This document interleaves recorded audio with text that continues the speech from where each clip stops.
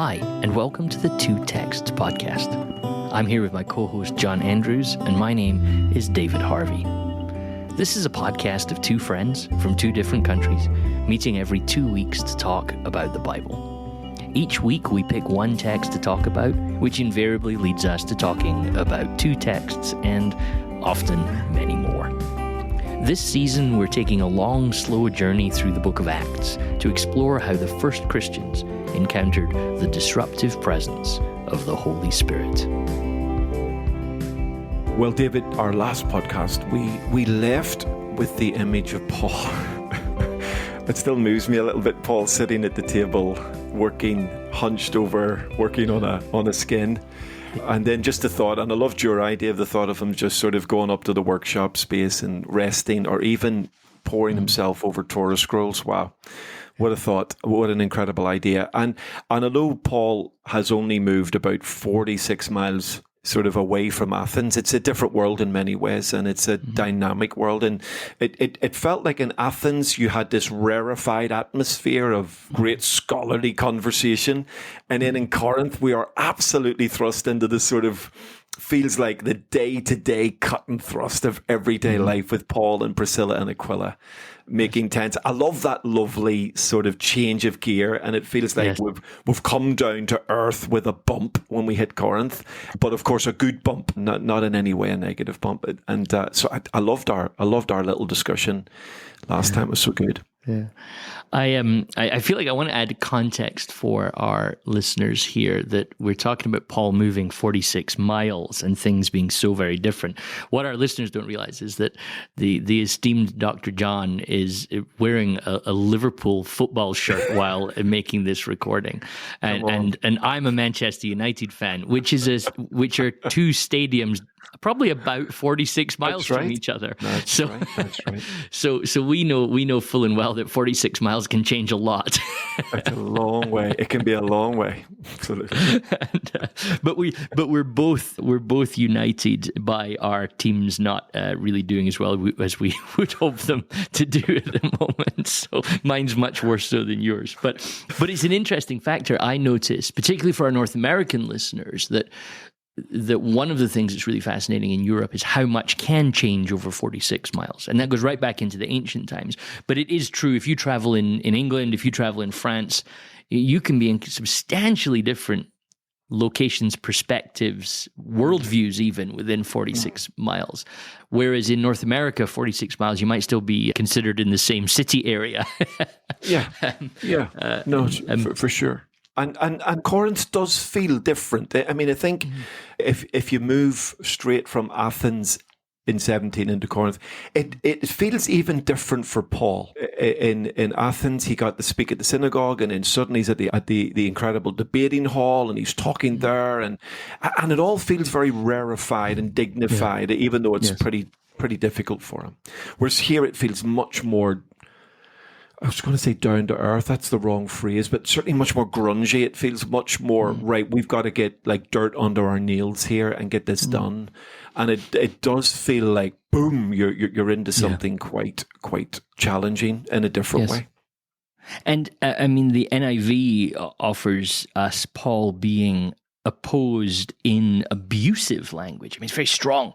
The NIV offers us. So, like last episode, we talked a lot about the sort of language of Paul's tent making and all these things you've said so far. But then we get this very quick turn that Paul now devotes himself exclusively to preaching, testifying to the Jews in these synagogues that Jesus is the Messiah. Now, we do know that, and maybe this is worth saying actually, a little bit more context, but we have a large Jewish community in Corinth, don't we? And you see this, that we have Aquila and Priscilla, they're in Corinth because they're no longer in Italy. So this helps us date this sort of tensions that were happening in Rome around the Jewish people, and so you get this sort of exodus of Jewish people from Rome for the time being, which is seems like quite a significant moment in New Testament history, because some scholars wonder if some of the tensions that we see in the letter to Rome is because the Gentile Christians in Rome now have the Jewish Christians returning and they're trying to figure out how to live together. That's maybe for a different podcast series in about 5 years' time when we've finished Acts. But but it's interesting to note that there's actually historical stuff going on that's created quite a sizable Jewish congregation in Corinth. And I think it's worth saying, I mean, and I'm curious your thoughts on this, John. I think it's worth noting that when people have been persecuted for a particular thing, what you generally find sociologically is that people will be, the people who are persecuted for a particular thing will become very defensive about that particular thing, right? Sure. If we're gonna take it in the neck for this, we're going to take it very seriously, because if it's not serious, let's just give it up and live happily in Rome. But of course, we know the Jewish people in Rome are not willing to give up on their religious and social identity. So it shouldn't surprise us that now in Corinth, when somebody comes along with what sounds like a revisionist take on Judaism, that there's a little opposition to that. Does that make sense, John? Am I saying that clearly? Absolutely, totally, and of course the whole sort of expulsion of the Jews by Claudius, it helps us as well in terms of lining dates up. So yes. it puts that at around about AD 49/50. So you've got this sort of, it really helps us to understand, right? We're in the context of something that is current and political, and you've got these, not only Jews, but followers of Jesus from a Jewish background having to exit their home and finding themselves essentially as refugees, or certainly migrants that are having to flee. And of course, as a little pause here as well, you're sort of thinking, here's Priscilla and Aquila, or they're introduced to us as Aquila and Priscilla, who become pretty influential people in the Church of Jesus Christ, and we forget that they are not from Corinth. Yeah. And they're not in Corinth because they love the real estate in Corinth. They are in Corinth because they've been kicked out of Rome. Yeah.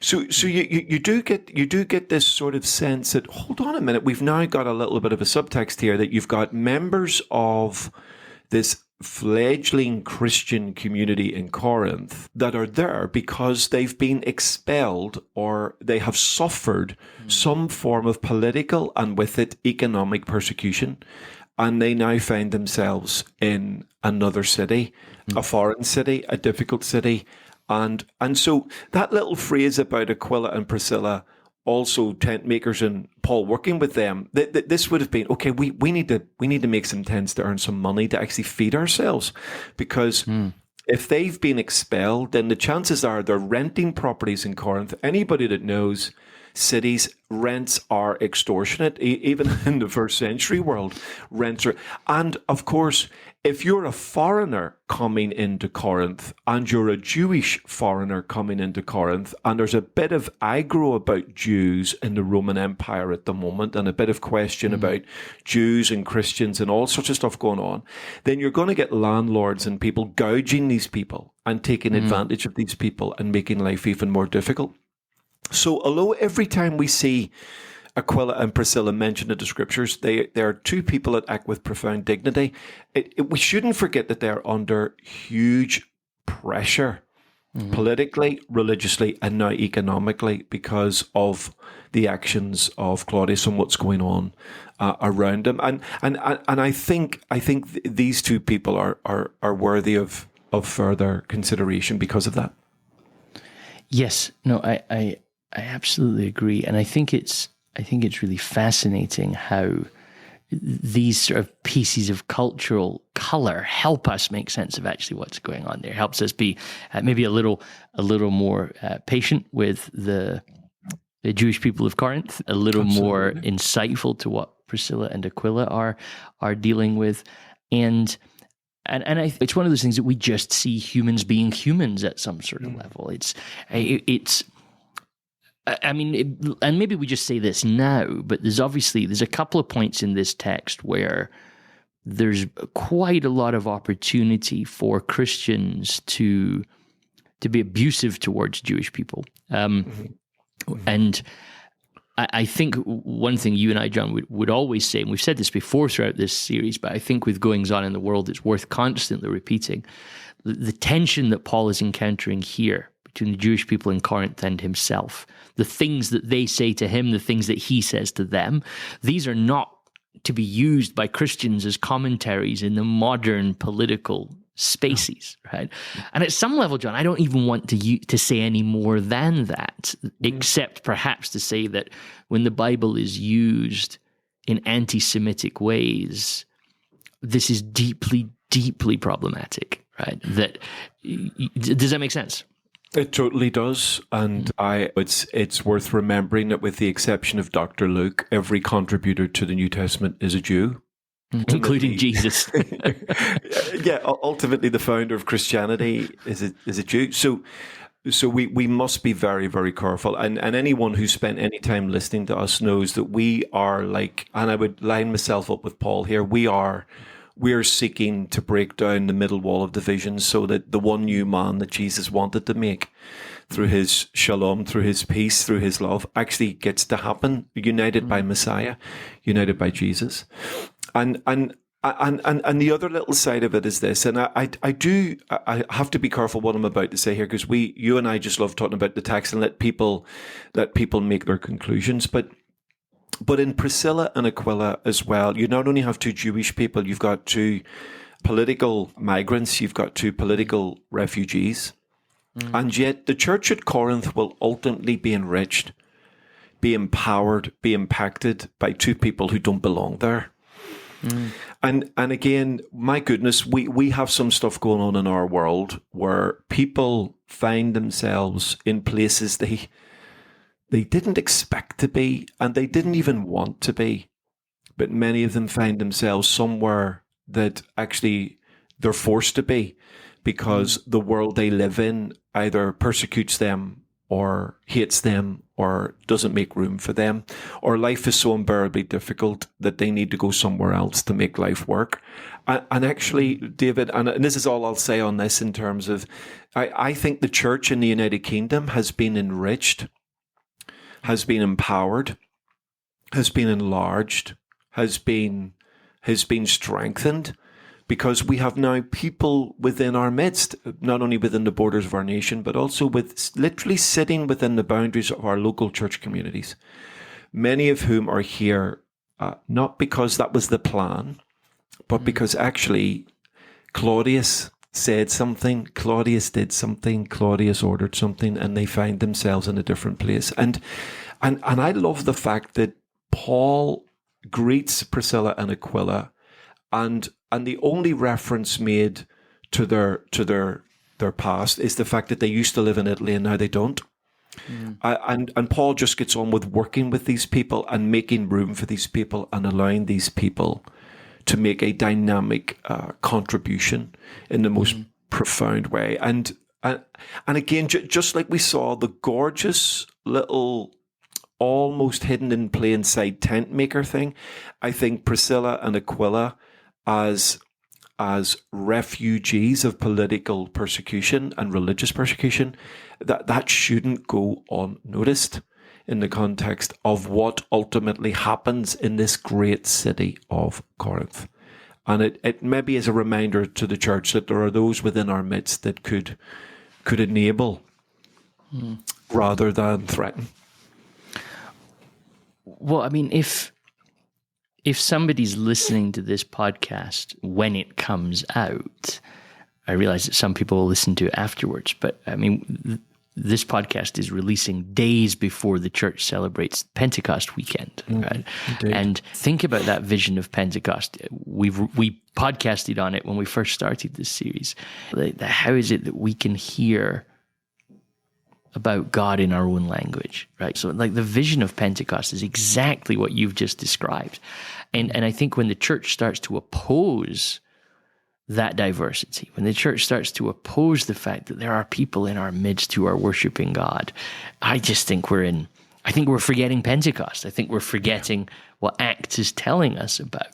The beautiful line from the Jerusalem Council, how can we object if the Holy Spirit is with them also? And so I think, and actually, and we see this in Paul. Like, Paul is trying to draw people to Jesus from wherever he can. But obviously, with all of that then said, and we're, in one sense, that's our kind of position on that, we have this tense moment between verse 5 and verse 6 of chapter 18, where Paul essentially makes a decision now that he's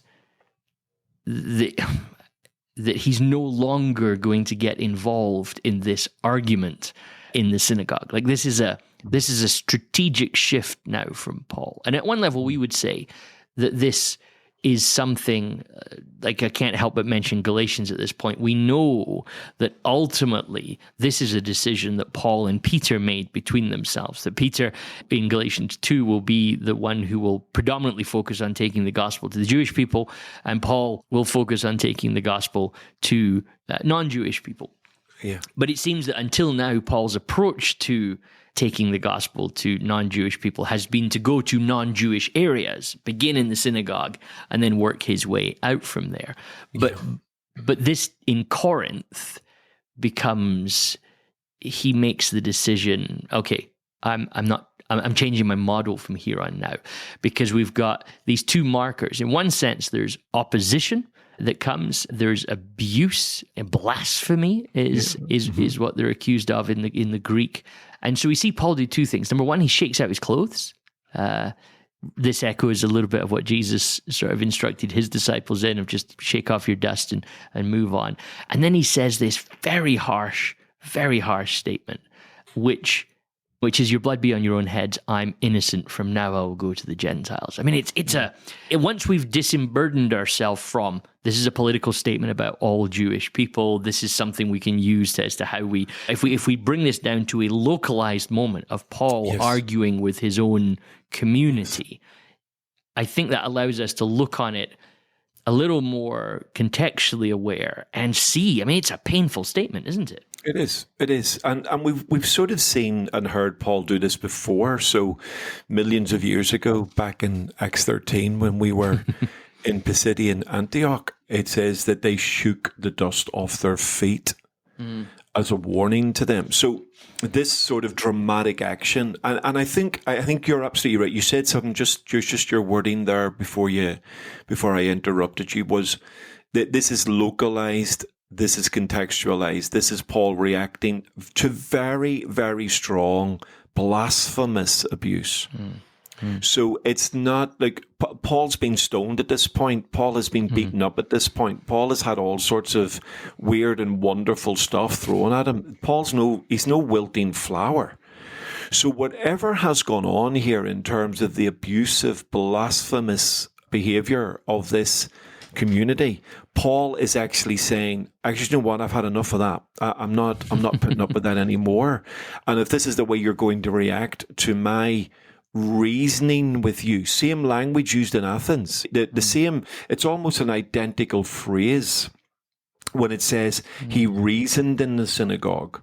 It's almost identical to Acts 17:17. So this is, Paul's pattern is not to go in and be abusive of his brothers and his fellow Jews, but he's reasoning with them and talking with them, but their reaction is profoundly abusive, to the extent that he goes, right, okay, I've had enough of that. We're not doing this anymore. And in fact, I'm sort of shaking the dust even off my clothes, and I'm moving out of here. And I think it is important for us to see that as deeply localized and to that context. He's not giving us a model of how we treat all people or how we treat one particular people group. He is actually responding specifically to the behavior of this localized community. And then as a result of that, he goes sort of full on Gentile focused. That's it. And I think that level of qualification really is required, or we end up making Paul say something he didn't say. And if you read Romans and you read Paul's passion for the Jewish people, he's clearly not saying what some people would want him to say. This is a localized context where Paul, in reaction to abusive blasphemy, is going, I've had enough and I'm moving on. I think that's precisely the right way to approach this, John. And I think, like, drawing those connections, I think is lovely. That what he's doing here, we've seen him do elsewhere. And I think it's just that the language. I mean, we use some pretty abusive language in our day-to-day world nowadays. That if people in a couple of thousand years looked at the things we said to each other, we'd be like, "Wow, my goodness!" And we might not even mean it. So the phrase "your blood be on your own heads" sounds so violent to our modern ears. Think about, I mean, I hope that we don't say these things as Christians, but imagine, you think about how often forgive me listeners, you maybe hear it in a TV show, somebody will say something like "go to hell," right? Which almost rolls off the tongue in modern parlance now as not a great deal of much of anything. It's just it's go away almost at some level. But you could imagine if somebody in 2,000 years was to do a bit of research, what did people believe hell was? They might go, my goodness, this is a horrendous insult to offer to somebody. So there's a sense in which as well, this language gets leveraged. I think it is strong language. I'm not trying to say it's not. But essentially, this is equivalent to Pilate washing his hands, Jesus, as you've said, shaking the dust off your feet. It's a marker of saying, okay, I've drawn a line here now. I can't take. But to me, what's fascinating is, and I'm curious if you see this connection, is this language here, to me, does speak to Paul's, an insight into the psychology of Paul as to how he has been carrying this weight, right? And maybe, I mean, please pull me back from the edge if you think I'm stretching too much. I'm thinking of Paul's language in Romans, where he talks about like his desire that Jewish people would, and that he would even be sacrifice himself if he felt that this would reach the Jewish people. So I found myself pondering with this text, not so much the harshness of what this sounds like with Paul saying it to the Jewish community that he's part of, right? That he is part of. Let's not forget that. It's the fact that it actually gives us an insight into what he was thinking previously. There's a level of which previously Paul felt that the responsibility for the Jewish people was on himself, right? He was carrying that and found. Do you think I'm stretching that too far, or do you hear that in the text there? No, I think Paul really wrestles with the paradox of his own experience and passion. So although we recognize him as this apostle to the Gentiles, he is still passionate for his own people and wrestles with the idea that he's seeing sections of his own community reject the Messiah that he met on the road to Damascus, and he's desperate. He's desperately trying to help them see that this Messiah is the fulfillment of all their hopes and dreams. Yes. So I think he's wrestling with tensions that are hard to understand unless you literally stood in his sandals. He's saturated in Torah. This man knows Tanakh inside out. He's been schooled under Gamaliel. He was a Hebrew of Hebrews. He was, in regards to the law, a Pharisee, and regards to the righteousness of the law, he says in Philippians, I was faultless. And so he knows the world that he's speaking to, and yet at times he gets deeply frustrated with that world. And you almost feel his personal angst here, his personal. This isn't Paul giving us a rule of how to behave. You almost feel this is Paul just going, do you know what? I've just had enough of this. I am not putting up with this anymore. And I'm going to go down the road and talk to the Gentiles if you're not going to listen to me. And if you're going to abuse me like this, I'm not putting up with it anymore.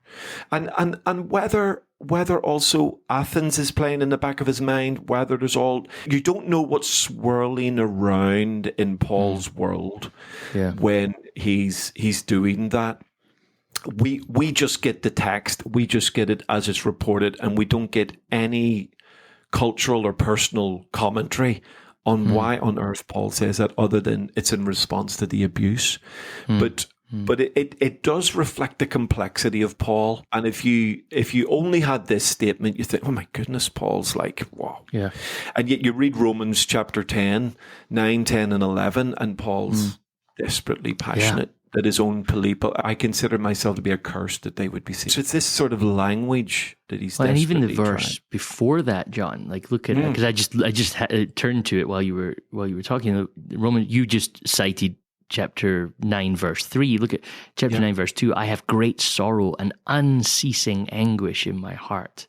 Like that's his own personal testimony on this. Absolutely. Like you see this insight to a man who is broken by what he perceives to be, I mean, his own inability. I don't know if we want to say his failure, but his own inability to have the effect in that space that he wants to have.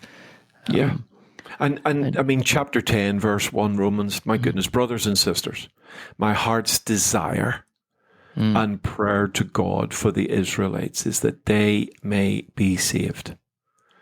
So, I mean, you can't get clearer than that. And whatever is going on when he writes to the Roman church, Paul is absolutely saying that the gospel was never just meant to be for the Gentiles. The gospel came from the Jewish world, ultimately in the Messiah, and is for the Jewish world. And he's straddling both these worlds, the Gentiles and the Jews, and he's trying to hold both of these ideas together while contending with some profoundly, deeply challenging reactions to him personally and reactions to the gospel.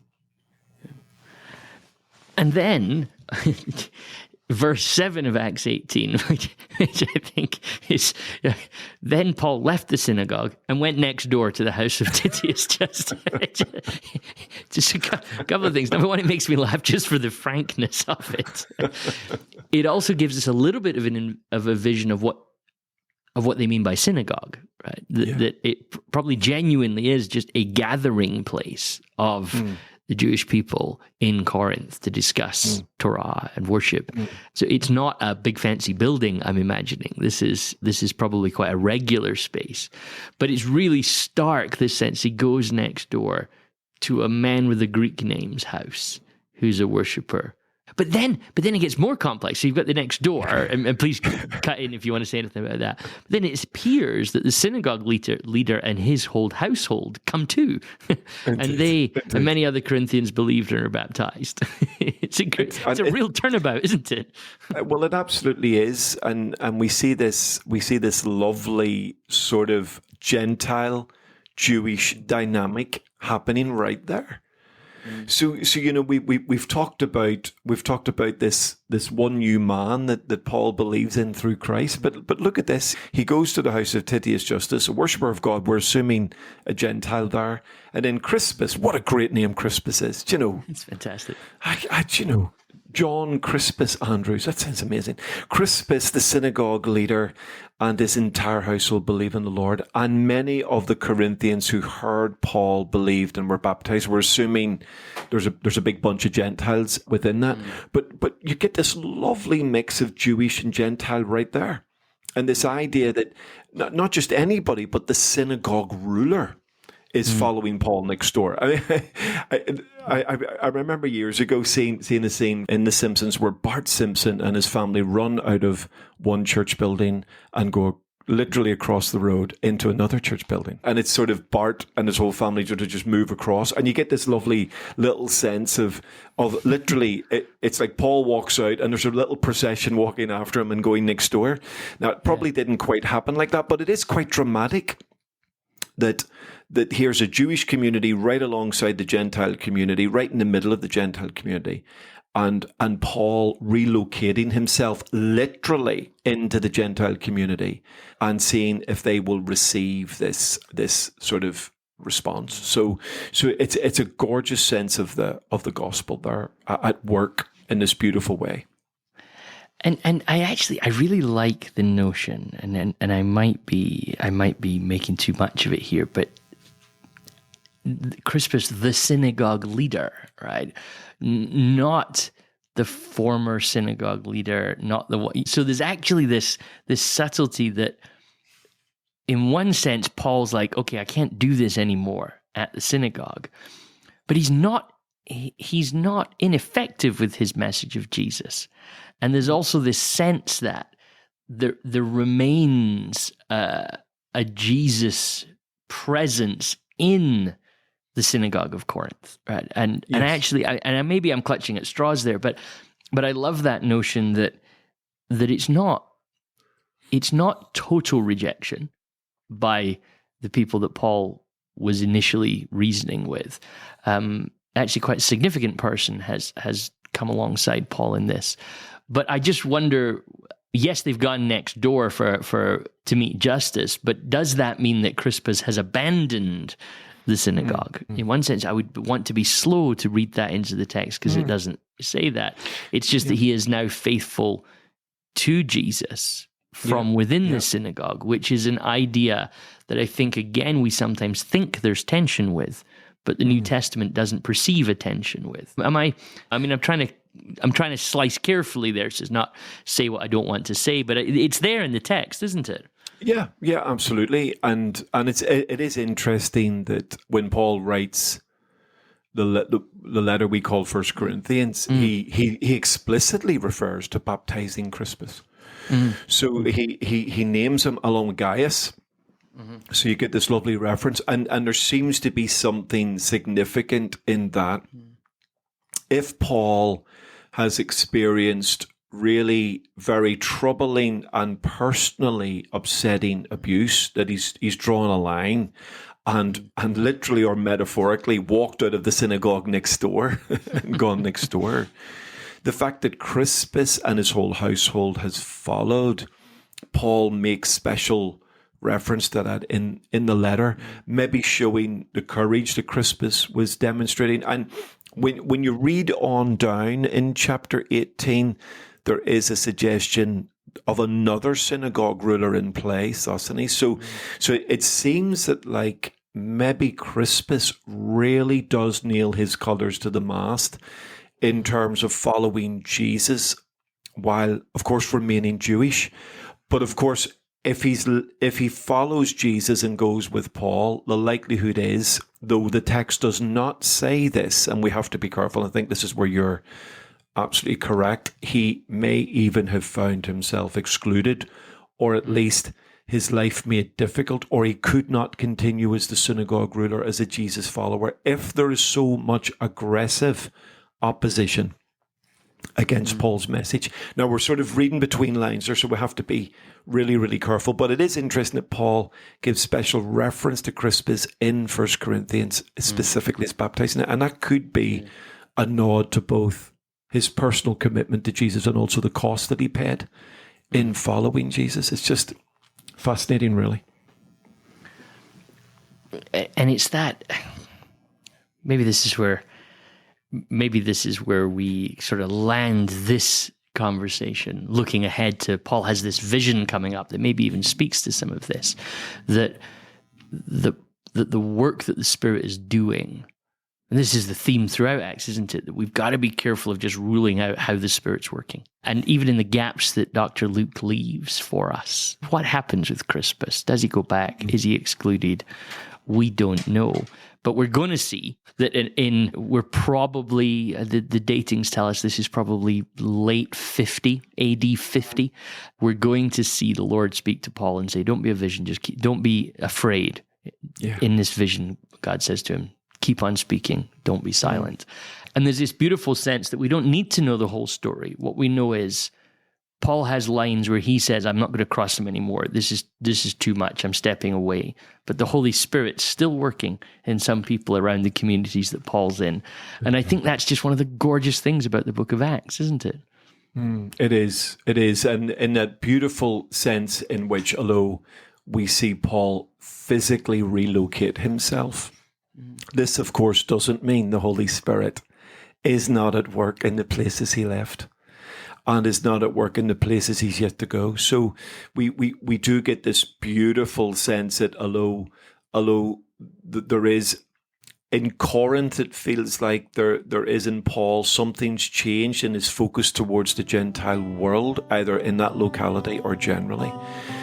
Still, he is open to the moving of the Spirit to continue to work and move, not only in the house of Titius Justus, but also in the synagogue that he personally has left.